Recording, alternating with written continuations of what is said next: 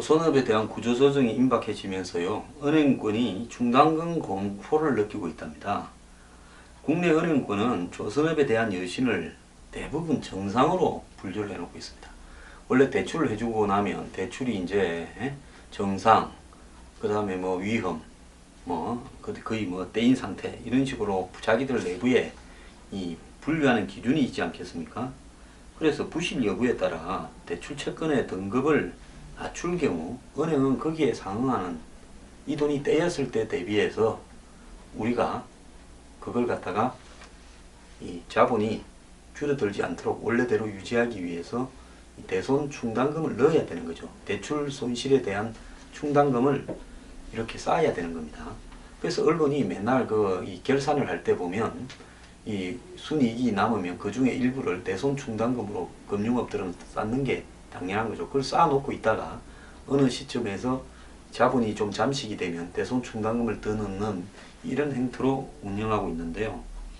이에 따라 1분기에만 3천억 넘게 충당금을 쌓았던 농협은행을 비롯한 특수시중은행들은 충당금 셈법에 골머리를 앓고 있다고 합니다.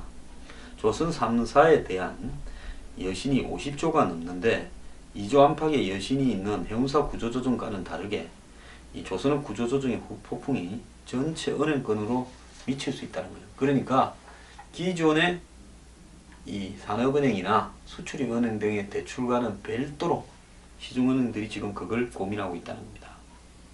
자, 대우조선에 대한 위험 노출액, 익스포저라고 그러는데요. 23조에 달한다는 겁니다. 그러니까 빌려준 돈, 대우조선에 빌려준 돈 중에서 사고가 날 것 같은 돈이 23조라는 거죠. 수출입은행이 12조 6천억, 산업은행이 6조 3천억, 농협이 1조 4천억 등 특수은행이 20조가 넘고요. 하나은행, 국민은행, 우리은행, 신한은행 등 시중은행의 대출 규모도 2조 2천억이 넘는다는 겁니다. 그래서 빚규모만 23조에 달하지만은 대우조선은 지난 3년간 영업을 통해서 이자도 내지 못했다는 겁니다. 이자 보상 대율이 1 미만인 한계 기업이라는 거죠. 보통 이렇게 한계 기업이 되면 이것은 문을 닫아야 되는 게 정상적인 경제학적 논리입니다. 자, 다시 말해 그동안 빚을 내서 은행 이자를 냈다는 겁니다. 즉 은행이 벌어서 은행 이자도 못 내가 빚으로 또 이자 갚고 이런 빚을 내서 또 이자 갚는 이런 악순환이란 거죠. 이 회사의 무보정 회사채 신용 등급도 B불로 투자 부적격 판정을 받았다. 그러니까 대우조선의 회사채는 그야말로 휴지조각인 셈입니다. 자, 수주 절벽도 되고 있어서 대우조선의 1분기 수주량이 현대 삼호중공업보다도 더 적었다고 그럽니다. 이처럼 경고가 잇따랐지만은 채권은행들은 대우조선의 여신을 정상으로 분류해 놓고 있었다는 겁니다. 주채권은행인 산업은행이 대출을 정상으로 분류한 데다가 비록 빚으로 연명할지라도 대우조선이 빚내서 이자 내니까 이자를 그래도 은행에 꼬박꼬박 내고 있다고 빚이 늘어나는 것은 눈 감아주면서 이게 정상이라고 대우조선 대출을 취급했던 겁니다. 시중은행 중에서 유일하게 국민은행만 지난 3월부터 대우조선 여신을 요주이라고 분류해놨다고 합니다. 은행들의 이처럼 대우조선해양 대출 채권에 대해서 정상으로 분류한 것은 등급을 낮출 경우에 그에게 충당금을 자기들이 쌓아야 되기 때문에 그렇게 한 겁니다. 여신 건정성은 위험성이 낮은 순서대로 정상, 요주의, 고정, 회수 의문, 추정 손실 등 5개 단계로 나누는데 부실 채권은 고정 이하의 여신을 의미하는 겁니다.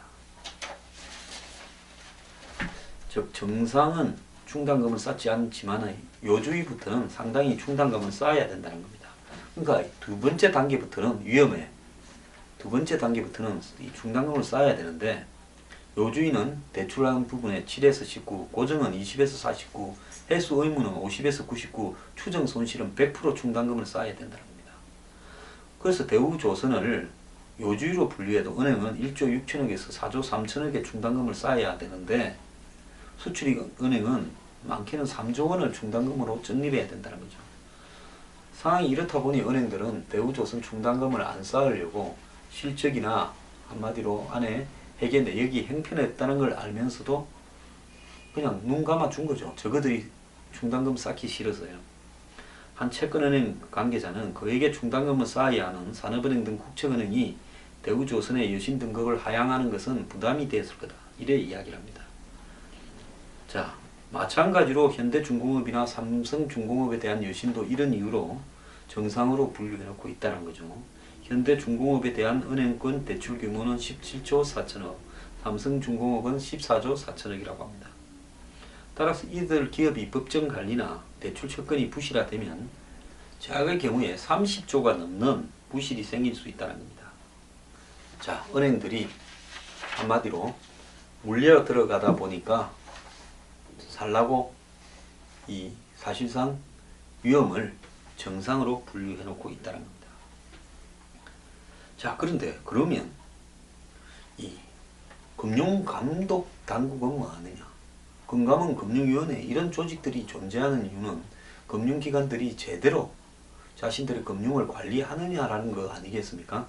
그런데 시중은행들이 이런 부분을 갖다가 눈 감아주고 있는 동안에 한마디로 이 감독기관들은 이런 기관들을 갖다가 은행들이 이렇게 하는 부분을 갖다가 왜 눈 감아 서 있느냐? 은행들이 그러는 걸 감시하는 게 금융감독은 아닙니까? 근데 금융감독은 또 눈을 감았다는 거죠. 자, 작은 회사라면 진작에 은행들로 하여금 여신 등급을 낮춰라고 명령하고 충당금 쌓으라고 했을 건데 은행들이 이렇게 못한 이유는 이걸 갖다가 은행들이 충당금을 쌓는 양상으로 가게 되면 한마디로 이 문제가 불거져 나와서 터지니까 금융감독기관들도 적당히 눈 감아줬다. 이런 부분도 있을 수 있다고 봅니다. 자, 여기에서 과연 은행들이 기업을 분석할 능력이나 있는 것이냐. 그래서 은행들이 뭡니까? 애널리스트라고 금융 전문가들, 그 다음에 기업의 회계 분석 전문가들을 여러 명을 두고 있을 건데 수백 명이 있을 수 있죠. 근데 이 사람들이 왜 이렇게 대출을 해준 건가? 그러니까 이 사람들의 분석이 틀린 거냐? 안 그러면 비리 커넥션이 있어서, 안 그러면 권력 커넥션이 있어서 이렇게 되는 부분에 대해서 은행의 전문가들이 막지를 못한 거냐? 그것도 의문입니다. 자, 1분기뿐만 아니라 2분기에도 조선해운에서 엄청난 충당금을 쌓아야 될 거라고 보고 있는데요. 앞으로 지금 뭐 충당금 쌓아가지고 해결될 문제는 아닌 것 같습니다. 앞으로 산업은행이나 수출입은행 외에요. 시중은행들이 곡소리가 여기저기서 날 것 같은데요. 전부 다 원칙과 법대로 업무를 집행하지 않은 데서 발생되었는데 시중은행들이 왜 이 기업에 대한 여신에 대해서 이 분류 기준을 지키지 않았는지 부분에 대해서는 앞으로 수사를 통해 가지고요 엄격하게 처벌을 해야 되고 감독기관들은 뭐 했는지도 조사를 해야 될 거라고 봅니다.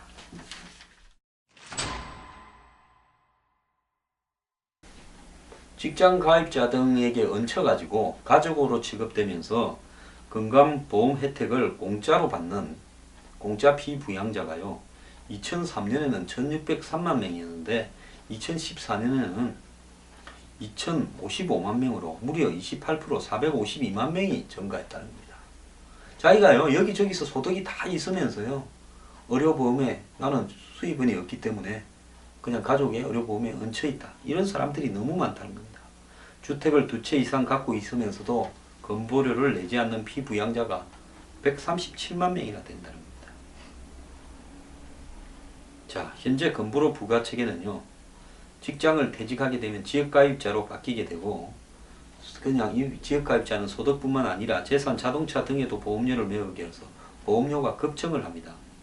이 때문에 5, 60대 실직자나 은퇴자들이 원성이 높은데요. 지난해 건강보험공단에 접수된 건보료 관련 민원이 6,700만 건이라고 합니다. 국민 숫자보다 더 많습니다. 이런 문제를 해소하기 위해서 건보료 개선안이 마련되어 있는데 자, 이런 부분을 제가 지역가입자에 대해서 건보료 부과 체계를 소득 중심으로 개편하는 방안이라는 거죠. 자, 주택이니 차량이니 뭐니 이렇게 해서 할 게 아니라 지역가입자가 직장이 아닌 지역가입자가 또 과연 소득이 있느냐 없느냐를 가지고 해야 되겠죠. 그래서 지역가입자 부담을 줄이고 고소득 직장인의 건보료도 올리고 일정 소득을 버는 피부양자는 건보료를 새로 물리고 이렇게 해야 안 되겠습니까? 그냥 직장에서 지역으로 가게 되면 건강보험료 많이 낸다 소문이 나니까 서로 안 내려고 다 피부양자로 남아있으려 하는 거죠. 그리고 직장에서도 엄청나게 많이 버는 사람이 그 버는 것만큼의 옛날보다는 올라갔다 하지만은 옛날엔 300만 원이 안 됐습니다. 한국 최고 재벌회장도 그것만 내면 그만인데 그때보다는 좀 올라갔습니다만은 과연 재벌회장님의 소득이 다 노출되어서 거기에 상응하는 만큼 예를 들어서 한국 최고 재벌에게 건보료를 10% 매긴다면 그 사람의 소득이 얼마인지 1조면 10%면 건보료가 얼마 나가야 됩니까? 100억이 나가야 되지 않습니까? 그럼 건보료 100억을 내는 것이 당연한 겁니다. 다들 소득 비례해서 세금 내지 않습니까? 그런데 과연 이 사람의 노출된 소득이 이렇게 될 거냐? 그게 아니라는 거죠. 그래서 정부는 건보료 개편안을 발표했다가 또 물러섰다는 겁니다. 자, 연말정산 파동으로 옛날처럼 연말정산에 돌려받는 걸 좀 많이 돌려주다가 그게 아니라 적게 내고 적게 돌려받는 식으로 했다 하니까 난리가 좀 났었죠. 그래서 그때 한번 뒤어놓으니까 이제는 이 건보료 개편으로 또 평지풍파를 일으켜서는 곤란하다 해서 검토 중이라는 말로 시간을 끄면서 차기 정권으로 넘기려고 하는 겁니다. 건보료 개편은 박근혜 정부의 주요 국정과제 중에 하나였는데요. 이제는 이걸 솔직히 깨놓고 야당들 보고 자 이런데 이거 앞으로 너네들이 정권 잡아도 어떻게 할 거냐 같이 고치자 이렇게 이야기를 해야지 왜 이렇게 국민들이 원하는 어떤 이 개혁적인 법안에 소극적인가 하는 부분에 대해서 적극적으로 좀 나서야 될 거라고 봅니다.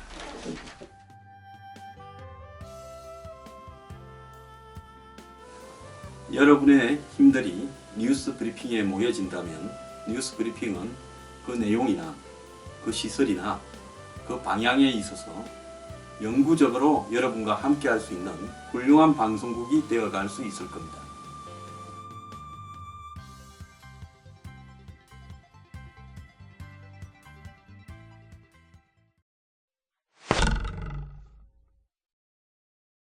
요양원 등 정부 지원을 받는 각종 요양시설들이 많이 있는데요. 이 노양원이라고 부르는 노인보호 전문기관이 노인을 갖다가 학대한다는 겁니다. 주로 이런 요양원에 가 있는 노인들이 보면 어떻겠습니까? 돈 없고 백 없고 가난한 집 노인들이 대부분 가 있지 않겠습니까? 근데 10년 사이에 학대가 5.5배가 늘어날 정도라서 너무 심각해서 정부가 전국에 5,300여 곳대는 요양시설의 인권 파악에 나섰다는 건데요. 고령화로 노인 인구가 급증하니까 부적격 요양 시설이나 양로원들이 난립하고 CCTV 설치 등 의무가 없어서 사각지대의 감시가 제대로 되지 않는다는 겁니다. 전번에 보면 어린이집이나 유아원 같은 경우에 애들 맞았다고 그렇게 온 언론들이 하루 종일 떠들면서 시끄럽게 하고 난리였는데요. 진짜 그 나이 드신 어르신들이 맡고 있다라는 부분에 대해서는 우리 사회가 너무나 무관심했다는 겁니다. 자, 앞으로도요, 평균 수명이 늘어가면서 요양시설에 가야 될 거동이 어려운 사람들이 많을 건데, 자, 이런 인권, 이런 침해가 이렇게 이 노인 요양시설에서 벌어지고 있다는 데 대해서 정말 좀 심각하다고 보고 있습니다. 어젠가 서프라이즈인가 보니까요, 이 네덜란드에는 치매 노인 150명을 위해서 마을을 하나 만들어 가지고 그 사람들이 물건을 사고 영화를 보고 차를 마시고 식당에 가서 밥을 먹는 것을 간호사들이나 의사가 전부 이 그런 어떤 마을에 근무하는 직원들처럼 위장을 해서 치매 노인들이 정상적인 생활을 하는 것처럼 보이게 하려고 노력하는 것도 봤습니다. 자, 우리는 그까지는 바라지도 않겠습니다만은 정말로 나이가 들어서 직업이 그냥 귀찮은 짐덩어리로 노인들이 전락을 하고 그 중에서 돈 없는 노인들은 그야말로 자식한테도 버림을 받고 부모 형제도 부모야 없겠습니다만은 가족이나 친인척들도 멀리해서 이런 요양시설에 들어가는 사람들이 많을 건데 이런 시설 안에서 이런 것이 벌어져도 어디 하소연할 데도 없다라는 겁니다. 그리고 이런 어떤 5,300개가 넘는 요양시설 중에 돈 벌라고 하는 사람들이 너무 많다는 겁니다. 자, 이런 걸 저는 정부가 다 직접 이런 시설을 운영하면서 한마디로 여기에서 일하는 사람을 준공무원처럼 꾸려가는 사회 시스템이 돼야 될 거라 봅니다. 어린이집도 마찬가지고요. 왜 돈은 정부 돈이 엄청나게 들어가는데 이런 시설을 위탁시설로 운영해야 되는가? 그리고 거기에서 여러 가지 안 좋은 일들이 계속해서 나오는가? 진짜 고민해야 될 것 같습니다.